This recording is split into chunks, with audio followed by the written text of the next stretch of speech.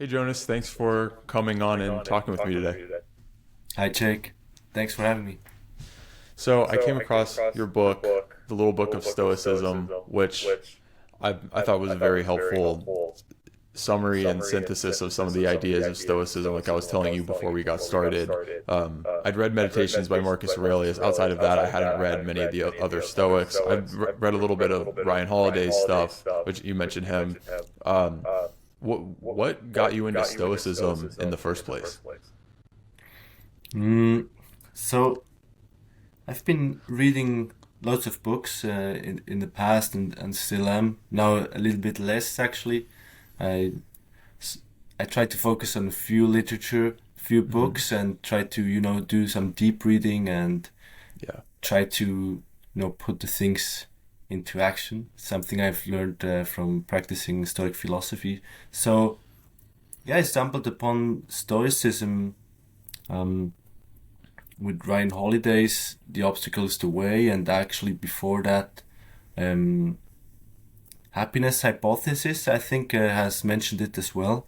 And so, yeah, I remember um, reading a little bit about this philosophy in other books that mentioned, this is from Stoicism, and so it got me interested, and I started reading more books on the topic, and I got really um, yeah, I wanted to learn more about it, and the more I read, actually, the harder for me it became to have this overview of the philosophy. And at the time, I was writing articles, so I tried to put it down, on the page, so I could understand it. And yeah, I always I always found it to be fascinating and really valuable in everyday life. So that's still something that's true today. I still find it fascinating. Yeah. So the book did that start with you kind of embedding some of those ideas into the articles? Hmm. So at the time I was writing a blog with my brother Niels, and he kind of urged me to write a book about Stoic philosophy. So, Just because of and your interest in it? sorry, Just because of your interest in it? Like, no, because he thought it was good strategy, for us to go forward if we want to be if we want to earn some money online. And so mhm. it really happened through life. It was my brother Niels who told me, hey, come on, you want to write the book. And so I got started, and then yeah, it came out to happen. And but it was never a dream of mine, to write a book about anything. And so really life led me there, and I'm glad I did. And yeah, it's opened many doors, since I was able to speak and learn.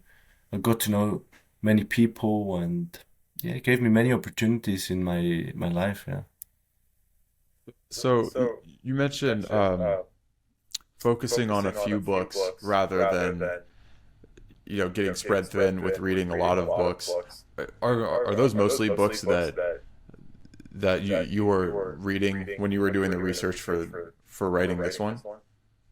So so when I was I just said that I used to read loads of books, and now I read a bit less. I still read a lot of books, but less books. But I choose them more wisely, I think, and enjoy doing deep reading. So I also, reread books that I've read in the past, because I've learned that I will always, because, in the now, I'm different than I was in the past, right? In every moment, I'm different. So when I reread a book that I've read maybe 4 or 5 years ago or 2 years ago, I seem to be reading it differently and seem to notice different things. So I can, yeah, I understand it maybe better or differently. And yeah, so it's different reading. I'd say I'm more conscious, um, you know, thinking about how I can put it into everyday life, or if I even want to, you know, more.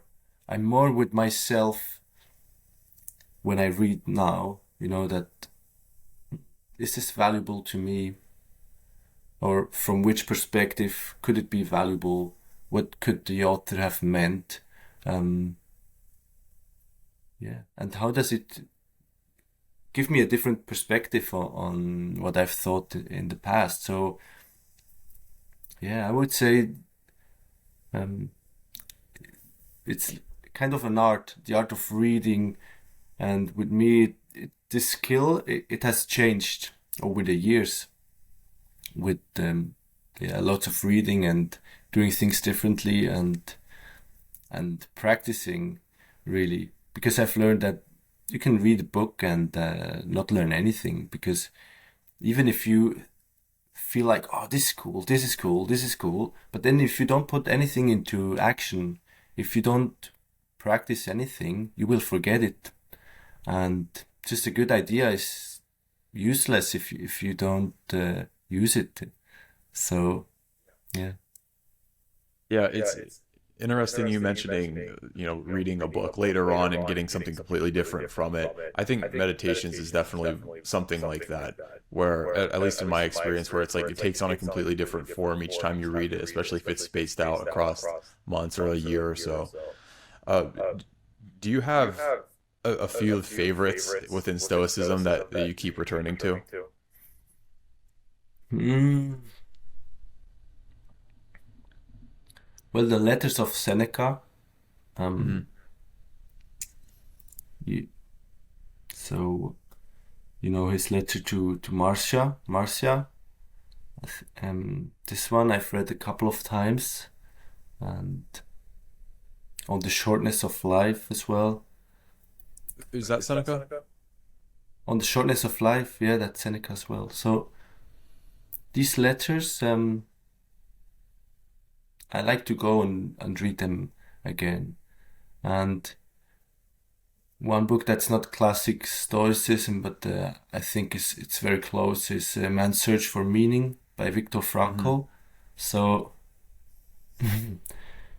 yeah, I've learned that there's so much wisdom baked into the book or written into the book that yeah, it requires slow reading and lots of thinking in my from my perspective. Yeah. And you know, with the books specifically about Stoic philosophy, I've read them over and over when I was writing my book and for doing research. And last couple of years I haven't written a book, but I've done other things like doing courses for other people, and I've been doing research. So yeah, for example, how to think like a Roman emperor. I've really enjoyed this one, and I learned a lot about Marcus Aurelius' life and his philosophy, and I think it's a beautiful book. So I've enjoyed going back to the book. Yeah. Um, with Man's Search for Meaning, it seemed like a lot of those ideas came out of Stoicism, or were influenced by Stoicism. Do you know if he was influenced by Stoicism? You mentioned a lot of themes from Stoicism that are now in today's positive psychology. A lot of those ideas coming from Frankl. That idea of the space between stimulus and response, that ability to choose. It sounds very Stoic. Do you know if he was influenced by them, or what some other ideas in that book that are very in tune with Stoicism as well might be? Um, I I don't know for sure, but I think it was Donald Robertson who wrote somewhere or said somewhere that he was definitely influenced by the Stoics. He because somewhere he's mentioned some books from the Stoics, but personally I'm not sure, and it doesn't really matter where it comes from, because if you share the same idea about life or about something, does it really matter who was first on the idea? I don't think so. I think it's beautiful. And I've heard a lot of people tell me, hey, Stoicism has given me this name on what I've been trying to do my whole life, So many people have had these ideas or some ideas from the Stoics, but they haven't had, the name of the philosophy or specific ideas, but they've tried to live in a similar way by themselves. So whether they've learned something in school or from their parents or not, or in books, who knows? But I do believe that, you might come up with similar ideas yourself, and so it's beautiful. It doesn't really matter who said it first, or whether, for me, Frankl was actually influenced by the Stoics or not. I think history in general, because we're talking about texts that are supposed to be more than 2,000 years old, and we talk about the Roman Empire, for example, and this whole, history of ancient Rome, and even before, in ancient Greece, with Socrates and Plato and Aristotle. So it's a long time ago, and I've never been sure, about history, what's true and what's not true, because how do we know, really? It's fascinating that these people had those ideas so long ago, that they figured out like some of the core things that even today we're still like, those ideas, whether you came up with them independent of the Stoics or you read the Stoics directly, it's like they figured out some of the most important principles so long ago. Or they seem really important now, but maybe we will learn that there's even more valuable principles or ideas about life, So, because for me now, I would say that Stoicism helps you up to a certain point, with in your consciousness, in your so maybe, there's, I don't know what's higher. Maybe you can say maybe some part of spirituality, that if you think about who you are, the Stoics, they have this eudaimonia, the idea of being good with your highest self, this divine spark. So maybe they had this idea that you are a soul in a body. So for me, maybe this goes further, than with the Stoics. It's a lot about rationality, thinking clearly, and putting emotions a little bit to the side. And where I'm now, I really try to integrate my feelings into everyday life and really go and trust them, feel them, and go and trust. And I differentiate, obviously, between feelings. I would say there's a feeling that's coming from deep within or from this highest self, and there's these feelings that are just like a bit superfluous, like, oh, I want this cookie, or I want pleasure. So there's like the feelings of that want short-term gratification, like I want this, I want that.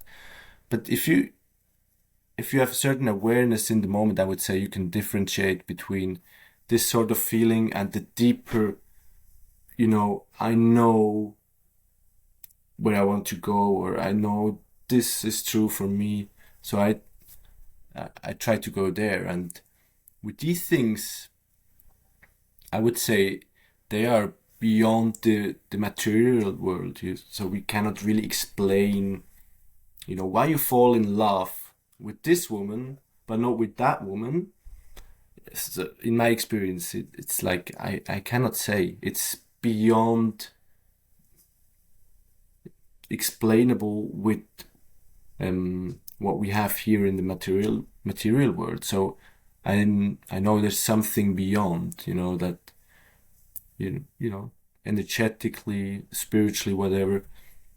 And so maybe we will have some ideas that will, take us further, and you will say, yeah, Stoicism is really helpful, to keep grounded, to live well, to be well, but only up to a certain point, and from that point onward, you will need something else. So, yeah, maybe we'll look back and say, yeah, Stoicism was really helpful, but now I might not agree anymore with some of its things.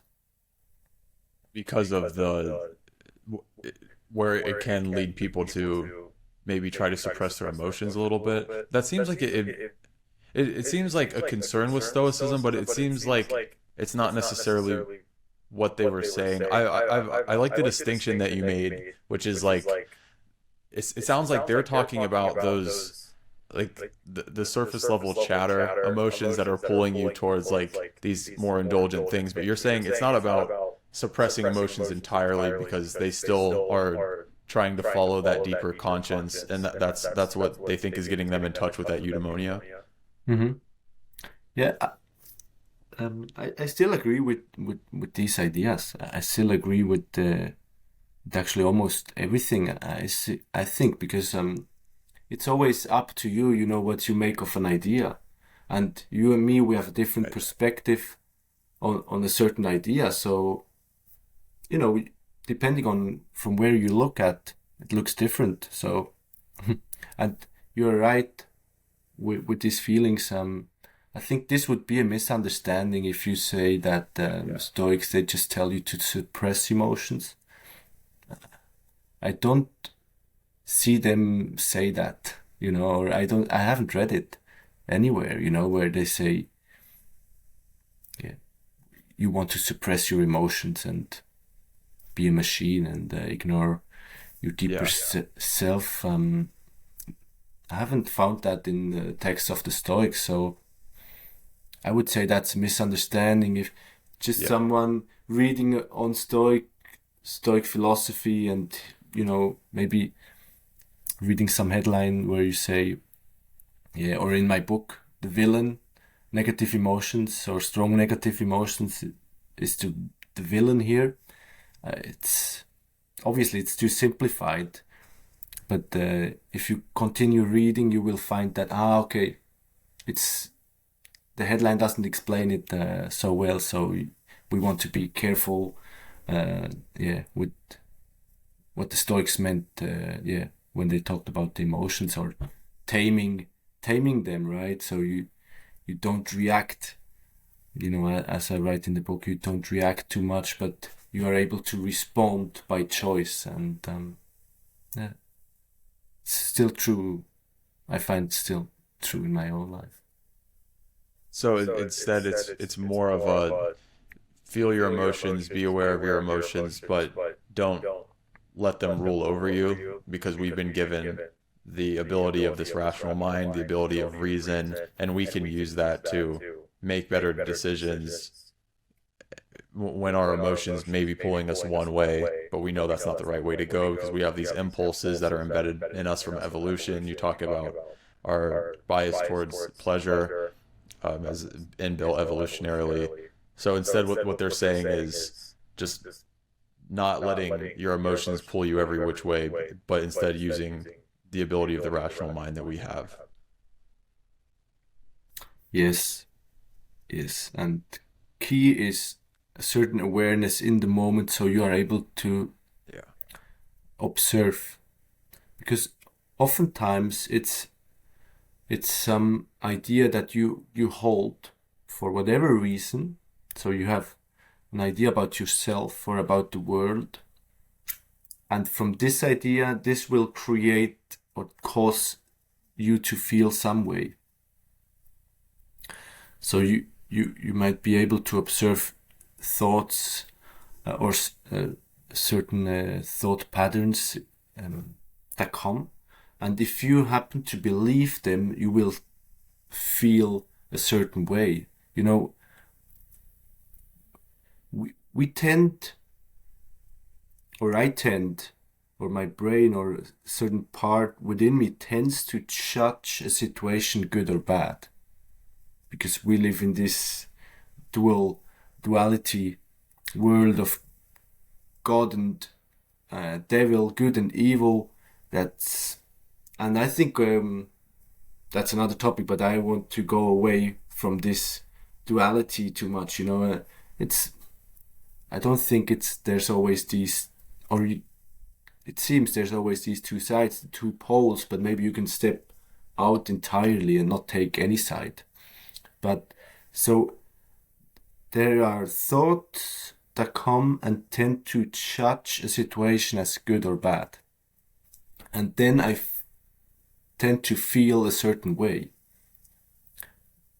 Thoughts tell me what happens, what is, this is bad. For whatever reason. Maybe it's been programmed into me by films or by the school system or by my parents that I think this is bad. And this then will lead to certain feelings. So whether it's Stoic philosophy or just working on yourself, on your moment-to-moment awareness, so you become able to observe, this is a thought that I have about this situation. But I can test the thought, or I can say, or I can distance myself from the thought. I'm not this thought. It might be true, but it might not be true. What do I want to believe, or what do I actually believe, you know? Do I really think this is a terrible situation, or maybe I can say, I don't know, maybe it will lead to something that I would judge as good. So then you will learn to distance yourself from judgments, for example. And oftentimes these happen automatically, but then you can distance yourself and try to look at it from a different perspective, a perspective that you choose to be better or more valuable or more supportive of yourself. If you want to be a tolerant, joyful, grateful human being, what's the perspective I want to take?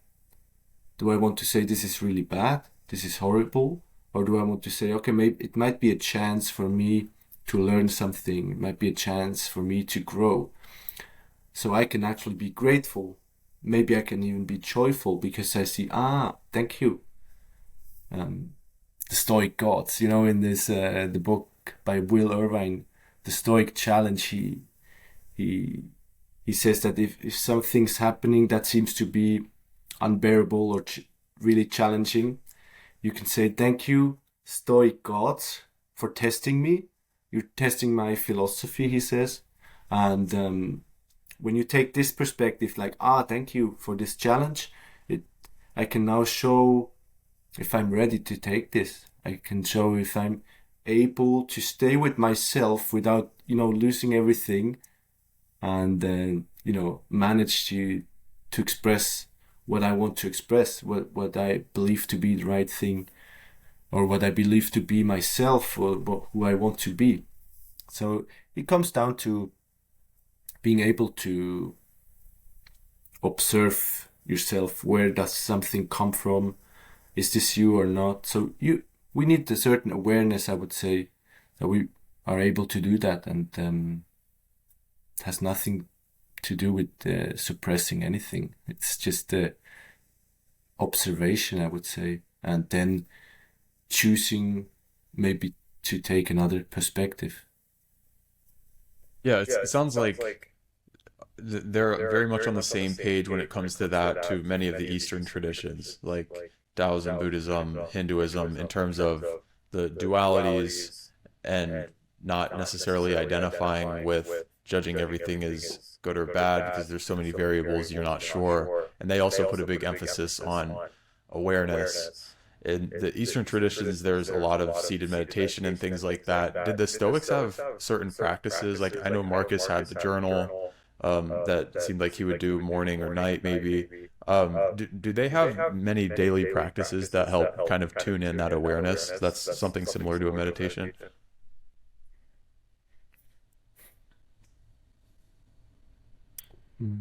So, yeah, journaling, definitely.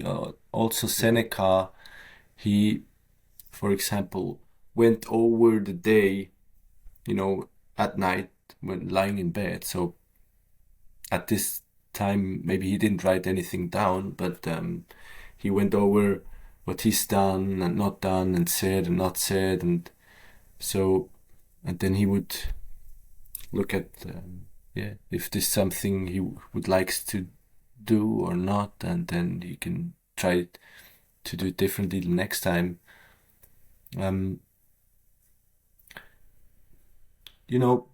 I would say being self-reflective will lead to more awareness in the present moment. Yeah. But I haven't heard of the Stoics doing classic meditations, sitting in the lotus position and just focusing on themselves. But as the book, or Marcus Aurelius' Meditations says, it's like, so it's not Zen meditation where you sit and be with yourself, but it's another awareness practice, the practice of self-reflection, I would say. But it was different times, so they didn't have a cell phone, they didn't have computers, they didn't have so many distractions, so they were with themselves alone a lot of the time. So I would say they certainly did have certain ways of meditation just because they had some solitude baked into everyday life that we, from my perspective, we greatly miss today. This solitude, being with yourself and just your thoughts alone and no distractions, no other minds. I would say this is something that we miss. And if you say this could be a meditation, being with yourself and observing your thoughts because there's nothing else around, no distractions.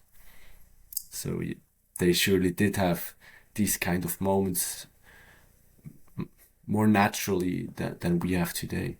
Yeah. Is that something that you've tried to carve out time for in your daily life, like periods when you can be more self-reflective and be in more solitude rather than getting pulled around by all the stuff on the internet? Yeah, it really has been an important part of the last couple of years in my life to make time for myself. So just reading and writing, journaling, but also working out. I work out without headphones or going for walks. I usually go for a walk every day, sometimes twice or 3 times, and I just go with myself. And then, so reading is with another mind, right? So I have right now here's it's a great little book, Self-Reliance, translated by Adam Kahn, which I really enjoyed. Ralph Waldo Emerson's Self-Reliance, but more more in our language, I would say. So highly recommend this. So when I read this, I'm not in solitude, right? But then I try to make time for myself and only myself. And before I go to bed, for example, I usually lay flat on the floor, sometimes on sleep induction mat, it's called, but it's, it has some spikes on it. So I go topless on this mat because it helps me relax certain areas. And then I'm with myself, and I think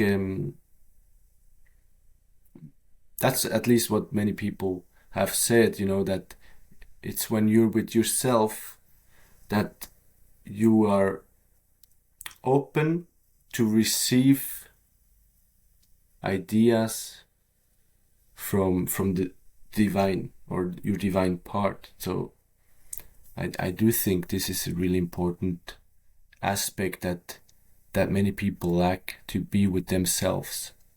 And it might be hard because thoughts can be scary, and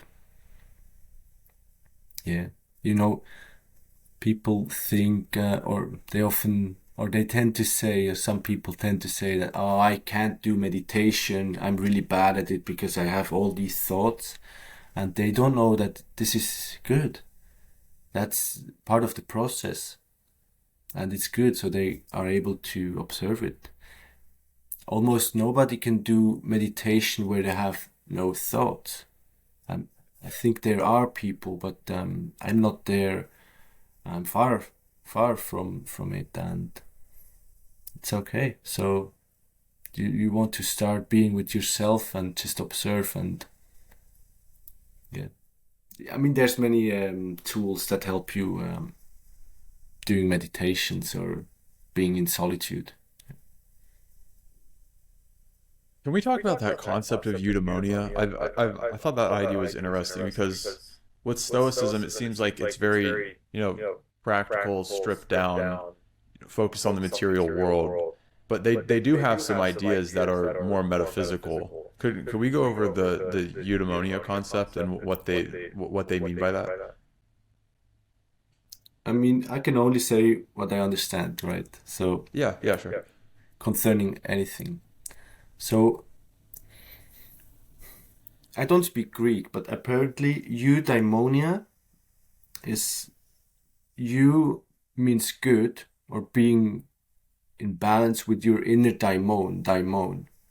And it can be translated as highest self, or your soul, or this divine spark. In the book I say highest self. For me, right now I would call it the soul. So I believe that I'm consciousness, and right now I'm here in the body. But if this body dies, I will be well. So I'm not. So this consciousness, that's what I currently understand. And for me, this is what they've understood with eudaimonia, that you have something that's higher, that's not physical, this consciousness that's coming from somewhere else. And you want to live or you will be well if you live in harmony, or according to your soul, to what this part within you knows to be right for you to do. Might be different for you and me, right? So I mean, now you have started doing a podcast, so for you this might be perfect, right? In this phase of life, maybe it will change, right? And you want to be open for it to change, and maybe not to be too attached to something, but you can only do for yourself, or try to do for yourself what's going to be the right thing. And I think it's beautiful that we are different, right? And I do believe that if we are able to live according to this highest self, that we will be really creative, each one of us, but in a different field. And everything will be really beautiful because it has this divine spark spark in it. So, I mean, you might be a better speaker than I am, right? I'm happy to talk to people and share some ideas, but hasn't been a really good skill of mine, I would say. And I mean, it's not something that I've practiced a lot, but and also it's not English isn't my first language, so I feel like, you know, I leave that for somebody else, and I just try to share ideas, and I might be better in doing something else. And so back to this idea of eudaimonia, I would say that you flourish. So this idea is that you will flourish in life. You will be extremely well. You will have a spark yourself. You will shine bright if you are able to live according to your highest self, whatever that means exactly. But I do believe that we are meant to shine, and we will shine because we will do what we're here to do. So here's a metaphor that I like, is that, so when we say we have this seed of divinity, or for the Stoics, they said the goal of life is to live according to nature. So you have, for example, an acorn, and the acorn's nature might be to grow into a strong oak tree. And by fulfilling its nature, the acorn will shine bright as a tree, and it will naturally support, you know, the ecosystem around.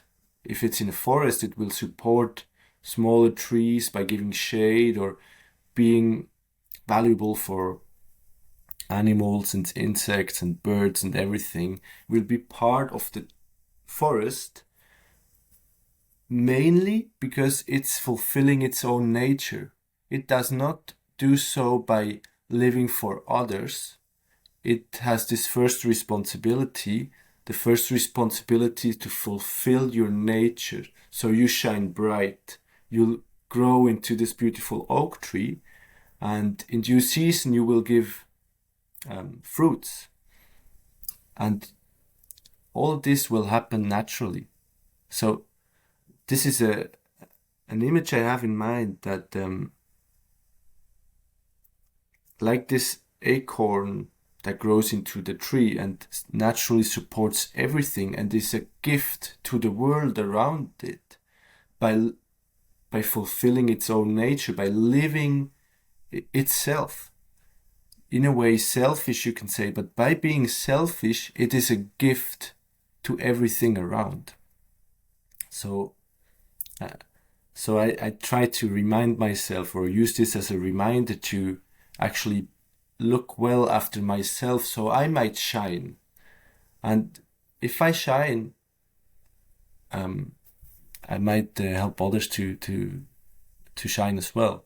And by looking after myself properly, I can live by myself, for example, and don't need so much support from others. Yes, I need support, but I'm self-reliable, self-reliant. I'm well, like the tree.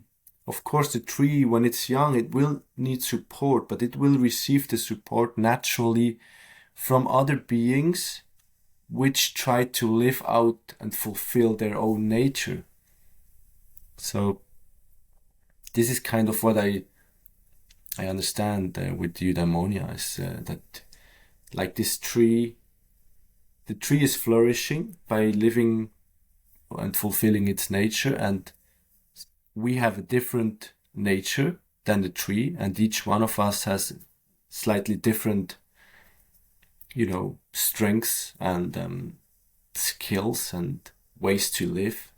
And if we can look within and try to listen within, we might be able to to hear, and we will maybe understand who we are and what we want to be or what we want to do in this life. And so we might, like this acorn, bear fruit in due season and live well and flourish, yeah. So this idea pairs with the emphasis on awareness and attention, and that we all have these unique abilities, unique interests, and you can get in touch with that by, paying attention to your conscience or that deeper voice, whatever you want to call it. And in pursuing that, you're kind of fulfilling the role that you've been put here to do, and that kind of helps the whole ecosystem thrive. Yeah, well said. Could you explain the happiness triangle, how that pairs with living with arete and take responsibility? Sure. So the Stoic happiness triangle, so it's something I've created for the book and for myself to have this visual overview of the core principles of the philosophy. So with the triangle, you have at the center, you have eudaimonia. So this idea of flourishing that we've just said. So that's the goal of their philosophy, of Stoic philosophy. You want to flourish in life. So how can you get there? The Stoics say you can get there by living with arete. It's another Greek word meaning excellence, or I explained that you want to express your highest self moment to moment to moment, certain awareness in the present moment and acting according to your highest self, to your nature. So in every moment you want to express your highest self. And that alone for the Stoics is enough to flourish in life. But it's quite challenging, right? So they happen to have this core principle idea that makes the second corner of the triangle. That is that there are things that you control and things you cannot control in life.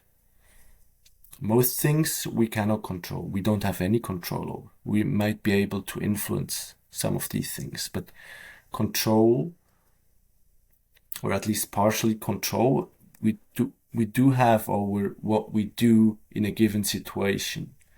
And we do have over some of the thoughts we think. And we want to focus on these things. That's what they say. So you want to focus on the things you control, what you do with a given situation, and accept the rest as it is, and as it happens. So focus on the things you control. And the third corner of the Stoic happiness triangle is responsibility. And it comes for me with a twofold meaning. So first meaning is that according to the Stoics, you are responsible for your own flourishing in life, because living with arete is something that is within your control.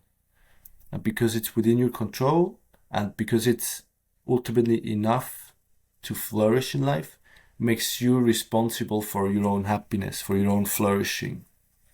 So that's the first meaning. You are responsible because you can make it yourself, because the most important thing was given into your power, into your control, namely what you do in any given situation. And the second meaning comes from this word itself, responsibility. There's the meaning within the word that you are able to choose a response to life's situations. And that's for me, that's at the core of this philosophy, and that's at the core of how to live one's life, is to take this responsibility in every moment.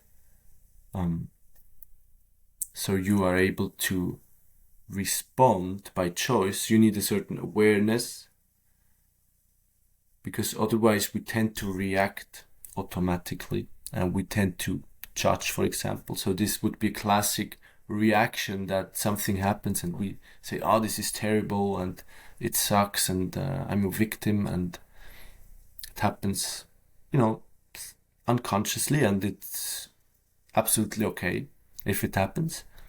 But maybe we can train ourselves to have a certain awareness, so we can take and accept this responsibility that we have, this ability to choose a response in any given situation. And so that's what this triangle is all about. You want to express your highest self.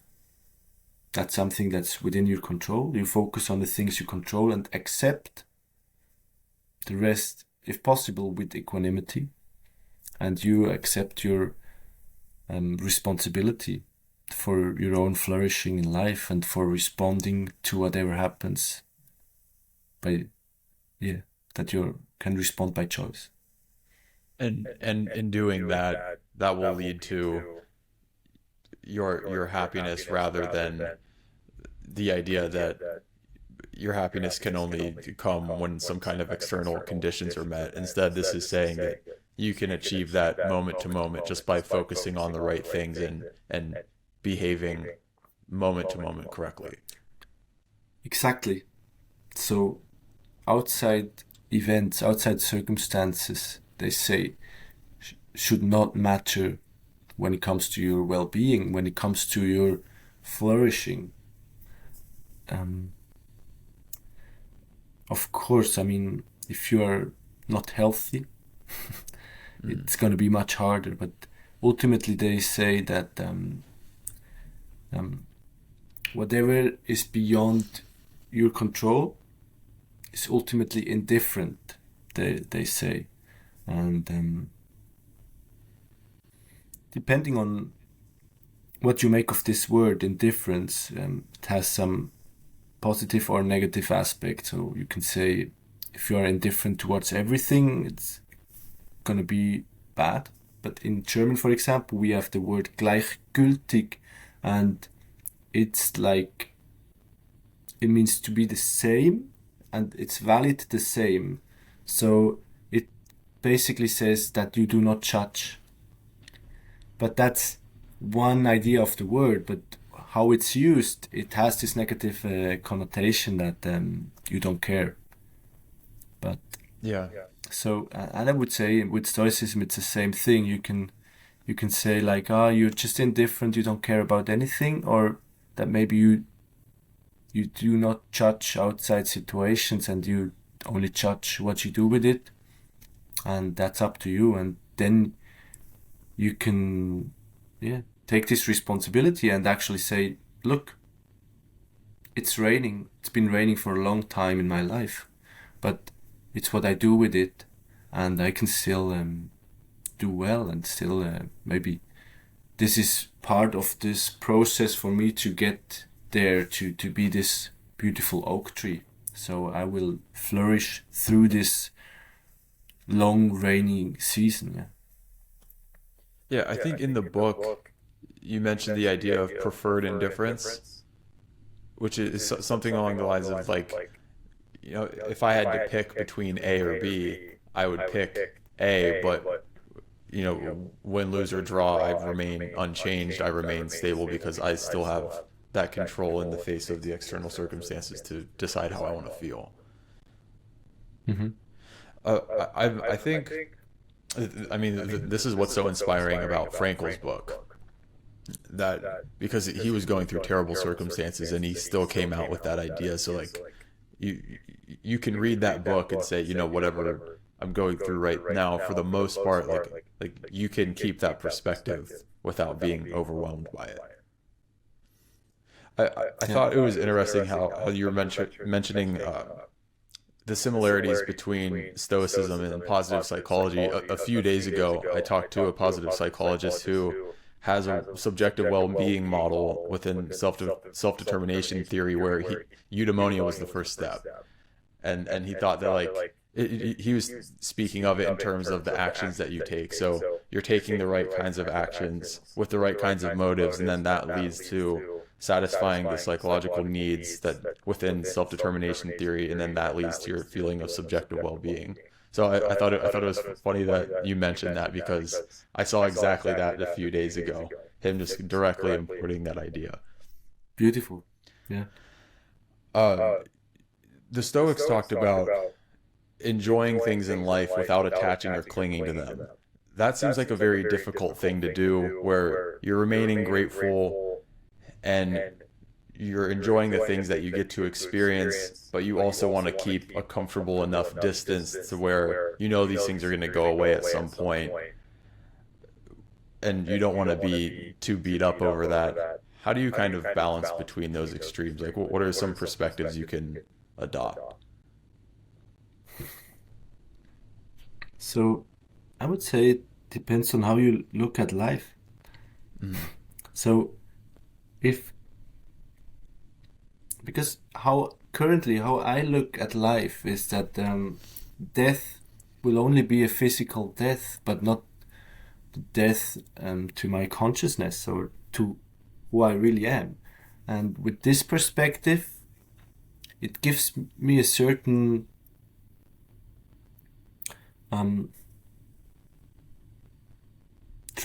tranquility, I would say, about life. Like I'm gonna be fine.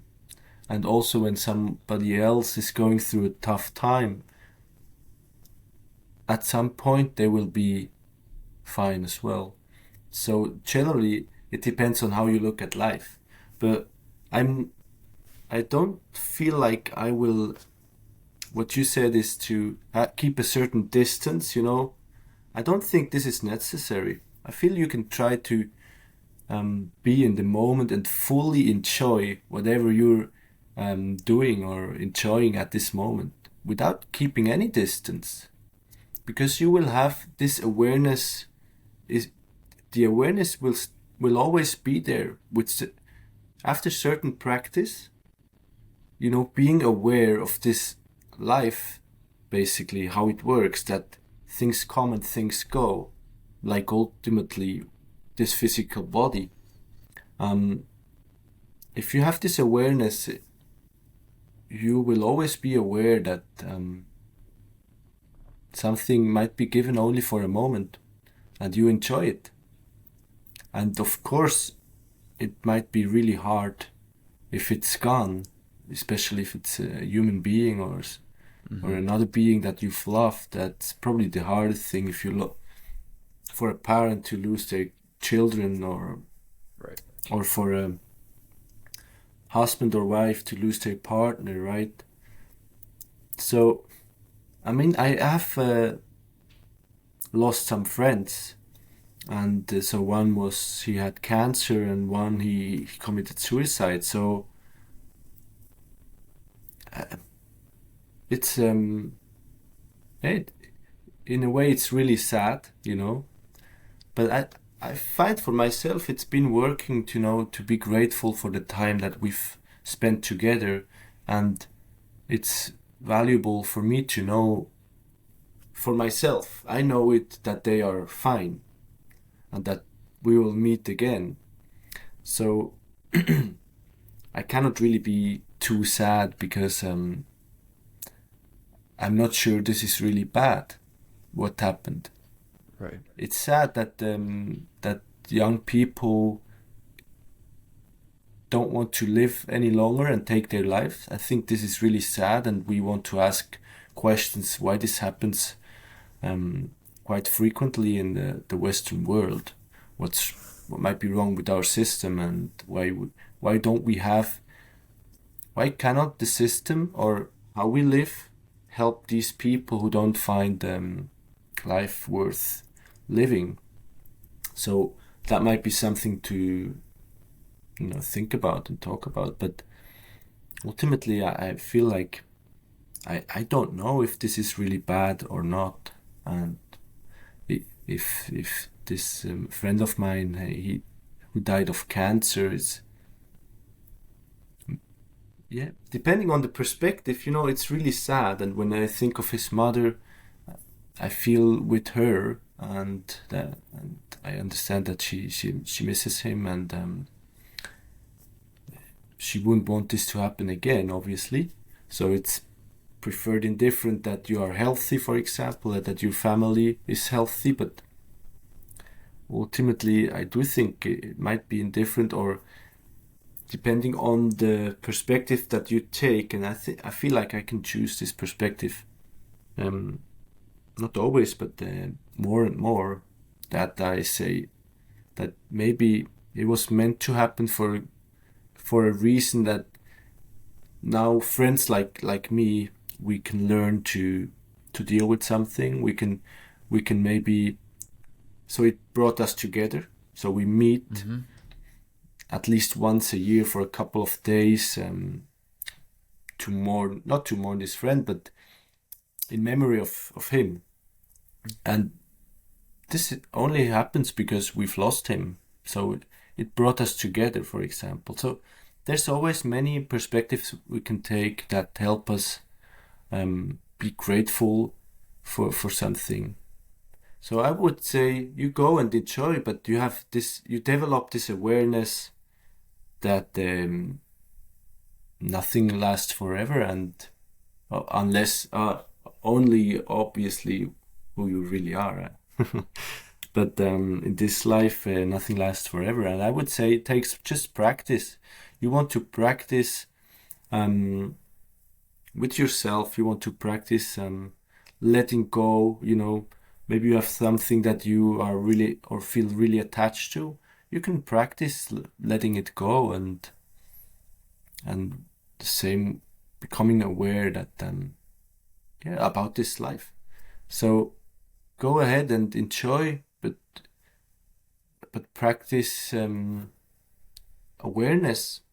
Practice these ideas that yes, it's possible that you will lose something you love, because you see it all around, right?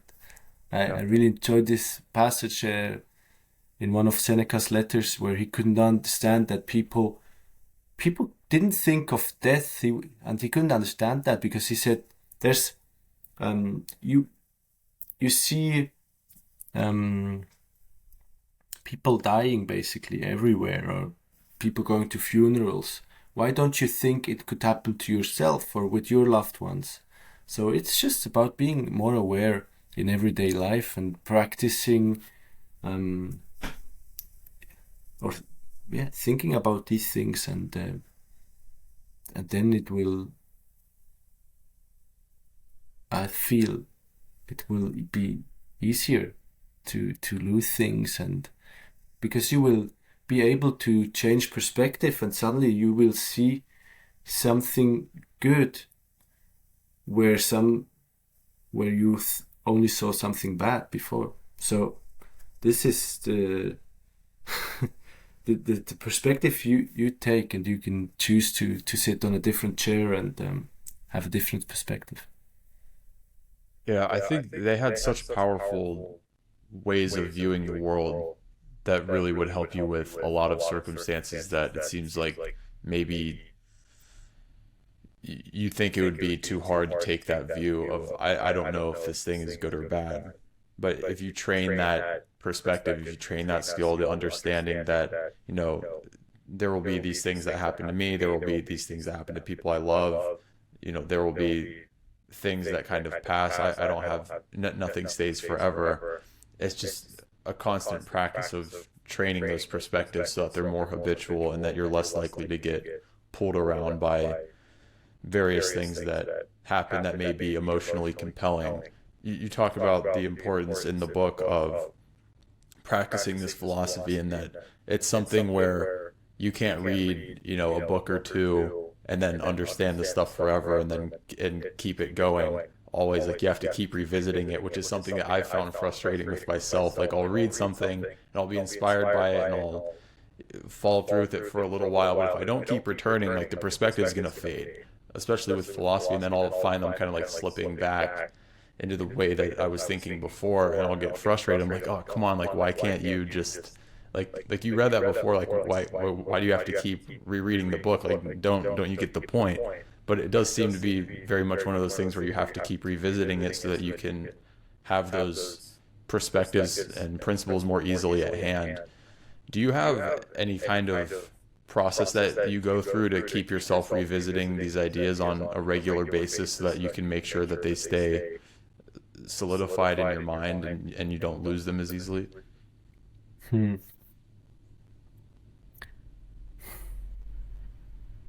Well, I've been doing or coming back to certain exercises again and again, but I didn't really have something put into place that would help me do it because I was constantly reminded, um, because I've written this book and people like you have, I receive lots of emails, from people all around the world thanking me for the book and reminding me of certain ideas.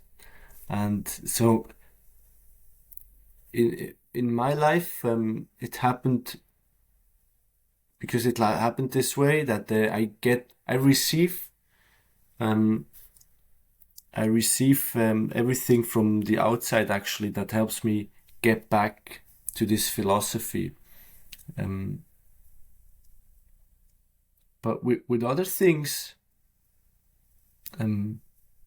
it's a question of how much value do you give to something. And if you give a lot of value to something, for example, if you feel like you have trouble not feeling too attached to something, so you will not feel really free because you are afraid of losing something, or so you can feel this certain unfreeness.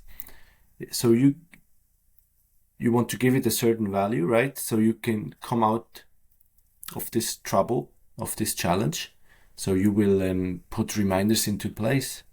I mean, you can sit down once a week, every night, and ask certain questions. And this is it has to do with what you want to do and how you want to live, and you make your own routines. You have a certain freedom, or we have a certain freedom to take the time not only to read a book, but then also to take lots of notes and maybe think about it ourselves and ask ourselves, how can I put this into practice? And then if I find myself forgetting about it, so as you said, that's frustrating, like, I forgot it again. I've known this. So you haven't really have it it as a second nature, certain mindsets. And it takes practice. So how can you practice it? You want to make a regular practice, and you can do it in your journal. So you can ask certain questions in your journal until it becomes second nature, a certain mindset, and then you maybe want to practice something else. So I really see it. It's was it Seneca maybe, when he wrote about, I think it's the shortness of life, on the shortness of life, when he writes about time as the most precious thing we have, and that how to live well takes so much practice, but people only give the remnants of time to themselves to actually be reflective and ask themselves how they want to live, but they do everything else first. And when you want to get better at anything, if you want to play billiards, the more you practice and the more conscious you practice, the better you will get. And if you go once a year, you will say, last time I was at the same point already. I couldn't hit the balls well. Well, you will have understanding because you haven't played. And with things concerning life, it's the same thing. It takes practice, and you will find your own ways of how to remind yourself of doing these things. Basically, one reminder is to put a note somewhere, like, read this again, or so. Yeah, how do I not forget things? I take notes and I put them down somewhere where I see them, or where I will search for them or when I need them. Yeah. The Stoics have various tools for increasing empathy and better interacting with other people.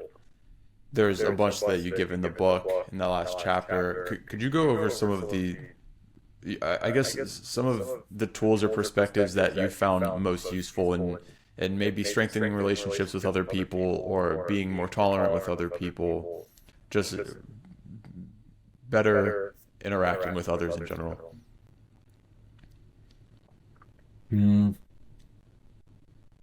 I would say what helps me a lot is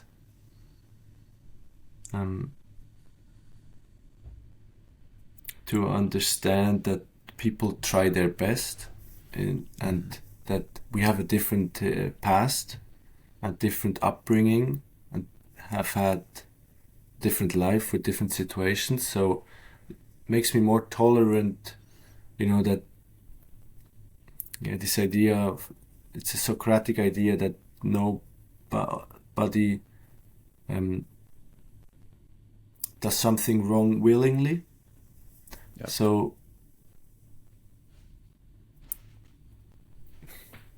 this helps me. I would say that I see the good. I try to see the good in people, and I know that I make mistakes, and I've made mistakes in the past, and so I'm fine with that. Try to not repeat them. Try not to make too many mistakes. But as I've made mistakes, I cannot judge other people making mistakes. It happens, and of course, depending on the relationship you have with this human being, it might have some consequences, some mistakes. That will be up to you to decide.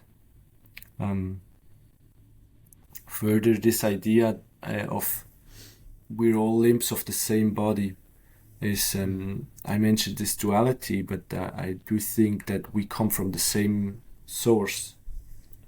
Our consciousness comes from the same source, ultimately. I don't know how far back that goes, but I see you in me, and not only in human beings, but even in also in animals and in trees and in nature. I think that we have a shared consciousness somewhere, and ultimately I hurt myself if I do something that's not according to my highest self, because we're all part of the same world right now. I mean, if I do something that hurts you, it will come back to me. If not, maybe not through you, maybe through something else. I do believe in this because it's energy, and it's how I see life work. So this helps me as well to being, for example, more patient when a part within wants to be impatient. With dogs, for example, they. For me, it's interesting to observe myself that some part becomes impatient with dogs when they behave in a certain way, and and I mean, I was able to observe that, and I said to myself, hey, I don't want to be impatient with dogs. I have this capacity, is a much higher capacity than a dog, or so it seems, and they have other things, they're beautiful when they share their feelings, they're really happy, but they bark and do things that I feel like can't understand, right? But I can work on my patience with these beings, and it's beautiful. So yeah, and something that comes to mind is the idea that the only thing that you can take with you when you leave this life are virtues. So you, for example, this patience I've been working on with the dogs, if I learn, if I master this patience, or if I get better at being patient, this is something I can take with me when I leave. The same with other virtues. Kindness, for example, or listening, you could say, is a virtue that or empathy, or also discipline. So all these virtues that you have learned, because it's actually something that you cannot learn it in theory. Right. Yes, it's easy in theory, right? But Yeah. you haven't really learned it yet. But if you live the virtue, it's somewhere, because it might not be easy. All the things that are not easy for you, that might be something for you to work on. And where I find many people, some things to them, they seem to be super easy. But other things, and for me it's hard. And other things, it's the opposite. For me, something is rather easy, and for you, the same thing is hard, and the other way around. So if you have some virtue within, it becomes natural. But with the virtues that you need to practice, that are not yet ingrained, you want to work on, and maybe you will be able to take this with you when you leave, because it's something that you have learned. So this idea that if I learn this patience, for example, this will stay with me. But it's the only thing. So everything materialistic, and everything looks and physical, and what you own, we already know that we cannot take these things with us, right? But maybe we can take virtues. I don't remember, I say it's what I feel right now to be true, but it's just you want to find out for yourself what you believe to be true, and at some point we will learn, probably. So this helps me as well to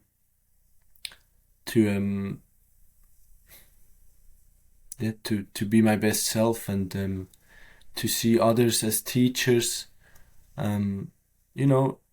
If you have a different client, and it's difficult for you, but maybe you can learn something and see this client as a teacher of some virtue, so you will be you will express your highest self nonetheless. And there's lots of things that come to mind when you, with your question. I would say, generally, take time to look within and ask yourself, because you already know. I would say it's everything we can find within. We just need to make the time and ask questions and be with ourselves and be reflective and put in the work that's needed to make the necessary steps forward. And suddenly, with the higher awareness in every moment, it becomes easier as well, because we are able to observe everything a bit better, and then we can actually learn faster, I find. Yeah, I like that idea that virtues and character are the things that are actually the most long lasting, where it can seem like that may not be the case because we can't like observe them physically, like it's harder to get a grasp on them. So somehow we think that like things that are physical last longer maybe, but that idea that like the virtues that you develop and the character that you have, that's the thing that kind of sticks with you forever, and then maybe after you pass as well. I like that you mentioned, I think in the book you called it find find your faults or find your flaws, which helps with that perspective of like, I do these things wrong too, like I make these mistakes as well, and then adding into that, seeing yourself in other people and other people in you, you can see that it's just like the same thing with them. They have certain strengths that are your weakness, you have certain strengths that are their weakness. So instead of being like, the thing that you're gonna pinpoint and get mad at somebody for might be the thing that comes easily to you, but that's just the thing that happens to come harder to them. And there's definitely some other circumstance where the situation is the other way around. Yeah. Right, where like something comes easily to them and harder for you. Mm-hmm. Yeah, I think in the book, in that last chapter, you really have a lot of good ideas for just being more patient, better interacting with others, putting yourself in other people's shoes. So I like that section a lot. What projects do you have coming up that you're working on now? Do you have anything new in the books or new in the works as far as books? Is it mostly articles and stuff? What have you been working on? So yeah, right now I want to start another book project, but I'm still in the early phase. So I'm still not 100%, or I don't have the specific topic yet. So I have things I know I want to include in the book, but it's not so specific yet. So I'm working on that right now. But time, life, right?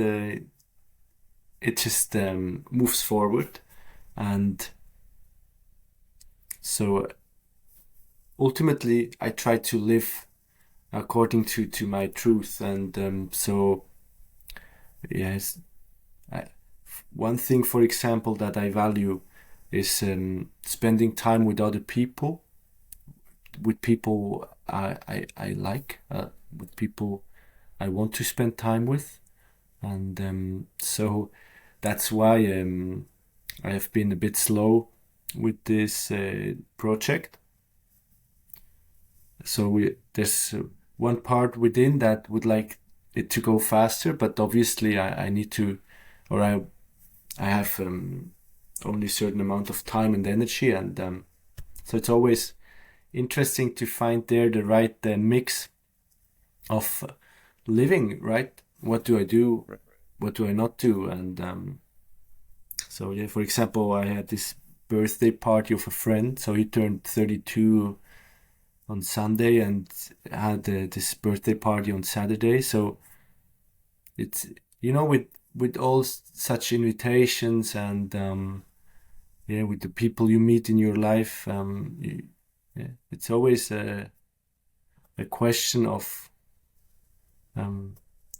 how much is something worth to you. So this birthday party, mustache, that's why I'm having this mustache. That was his motto at his party. So then I want to bring him something, and I wrote him a beautiful card. And it's for me, it's, I choose to do these things because I find it's valuable, because I want to invest in a good friend, and I want to spend time with him. So, and like with this, it's similar with everything else. Like you want to make time for solitude. You want to practice not being attached to things, and then you want to write a book, and you want to do this and that, and it's still for me right now. It's been an art to make time for the things that I value most. Yes, so kind of just letting things come as they come, and like kind of making sure that you're giving time and attention to the various things that you find important, so you're not getting caught up in like I have to do the next thing, because that would eat up the time for these other things. Yeah. So you're kind of just like, one day at a time, like focusing on what's most important to you, just kind of as you go. Exactly. But I'm still finding out if this is gonna work, or if the second book is ever gonna find its way into the present. So maybe I will need change a little bit, and just really focus on one thing, and try to not do other things too much, because I'm not sure if it's gonna work with writing this book. But I'm still finding out, and I will see. Cool. So for the work that you do have, where can people find you online? Where can people become more familiar with the work that you've been doing? Yeah, so on me and my brother's blog, anjlifehacks.com. So it's Anne is for Niels, my brother, and J is for Jonas. For me, anjlifehacks.com. And that's where you find all the articles. And yeah, you can, if anyone wants to, can reach out to me via Jonas at anjlifehacks.com. You can send me an email, and we'll respond. Not always very quickly, but sooner or later. Yeah, and I'm not on social media because that's something I see as not healthy or dangerous. A bit dangerous. I think you can use it in a healthy way. I choose not to use it because I see certain dangers, and also I don't like it. Yeah, it's definitely one of those where it's like there can be good uses for it, but it's so hard to get pulled in. It's like there's a lot of potential cons to it, and it like eats up so much time and attention. I've definitely found my place in that point too, where I'm trying to figure out like how much to use it, how much to kind of distance away from it, because I generally feel better when I'm not on it. Yeah. So I choose not to have it, but I mean, it's a wonderful tool as well, Yeah. So yeah, everybody wants to find their own way of how to handle life, right? So currently for me, it's not using social media. Yeah. Well, thanks a lot for coming on and for writing that book. Again, like I had told you, I it's I think it's such a good synthesis of all of these various ideas, because you have many Stoic texts, many Stoic ideas, and other kinds of texts that are kind of all over the place. So it's a really nice way to like kind of have the most important ideas compact and all in one place. So thanks for writing that, and thanks for coming on and talking to me. I really appreciate your time. Sure. Thank you.